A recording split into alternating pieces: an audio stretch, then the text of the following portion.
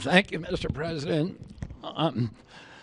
This is an extraordinary day. This is an issue that, I grew up in the Democratic Party, and every major Democratic leader for 20 years has been making this promise to the American people. This was the fulcrum of Bernie Sanders' runs for presidency, that he was going to eliminate this discrepancy between Europe and the United States.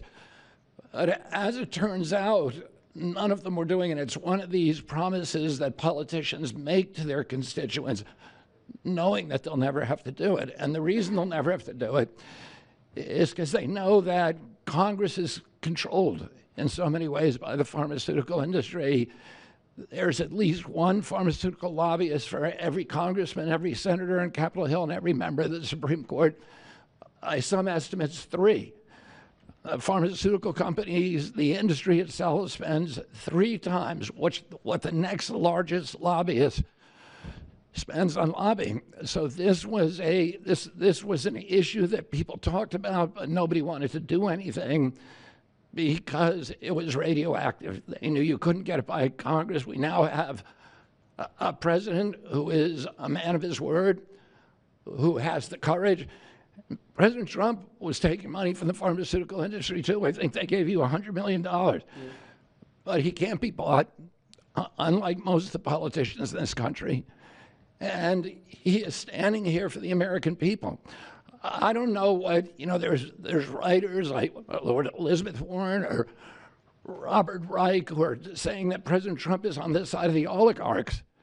There has never been a president more willing to stand up to the oligarchs than President Donald Trump. And I'm very, very proud of you, Mr. President, for your courage, I'll say, because I don't want to be crude, your intestinal fortitude, your stiff spine, and your willingness to stand up for the American people. We have 4.2% of the world's population. Our country represents 75% of the revenues for pharmaceutical companies.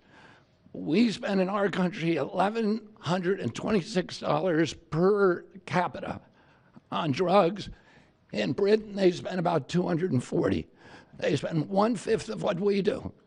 And this is true across Europe. And the drug companies, Europeans, if you ask them, it made no sense what they were saying. America has to pay for this innovation or it's not going to happen. What President Trump is saying to our European partners is you've got to raise the amount that you're paying for those drugs and pay for your share of the innovation. That the United States is no longer subsidizing that. If the Europeans raise the price of their drugs by just 20%, that is $10 trillion that can be spent on innovation, and the health of all people all across the globe is going to increase because we're going to have better products. So I'm just so grateful to be here today. I never thought that this would happen in my lifetime. I have a couple of kids who are Democrats, are big Bernie Sanders fans, and when I told them that this was going to happen, they had tears in their eyes because they thought this is never going to happen in our lifetime, and we finally have a president who's willing to stand up for the American people. Thank you, and Dr. Oz.